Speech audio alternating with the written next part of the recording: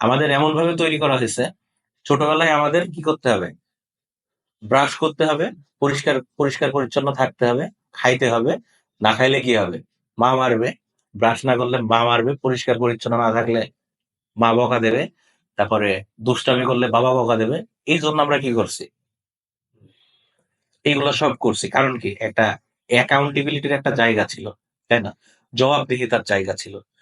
এখন জব করি আমরা, বা যারা এন্টারপ্রেনার না, যারা জব করি, তারা কি করি?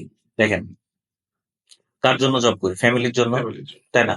তার মানে ফ্যামিলির সাথে আমার একটা অ্যাকাউন্টেবিলিটি আছে। আমি জব করব, ইনকাম করব, তোমার তোমার নিড গুলা কি করবো? আমি ফিল আপ করবো, তাই না? বাট আমি যে একজন উদ্যোক্তা হব, আমি একজন ফাউন্ডার হব, এইটা কার সাথে অ্যাকাউন্টেবিলিটি করবে না? আপনার কোনো অ্যাকাউন্টেবিলিটি পার্টনার আছে? নাই। তার মানে এই জায়গায় আমার যেহেতু জবাব দেওয়ার কোনো জায়গা নাই, ভয় নাই, তাই না? যার কারণে আমরা কি করি? এই জায়গা থেকে বারবার পৌঁছাই যায়।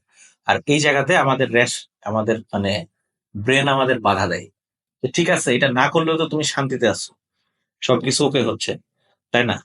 যে ঠিক যেমনটা আমাদের কি হয় জানেন, যে ইন্টারমিডিয়েট পাশ করার পরে হয়, ঠিক আছে, এখন তো মানে আপনার যে কোনো সময় ঘুমানো যায়। আমি এখন ইউনিভার্সিটি লাইফে আছি। আমি আমার মতো পোশাক পরতে পারি, ঠিক আছে, বাবা কিছু বলে না, মা কিছু বলে না, তাই না? তো ওই সেম জিনিসটা এই সময় এসে হয়, আমাদের ব্রেন বাধা দেয়। যার কারণে চিন্তা করি কি যে, ঠিক আছে, একদম গড়পড়তা ভাবে জীবনটা কি করি আমরা চালাই।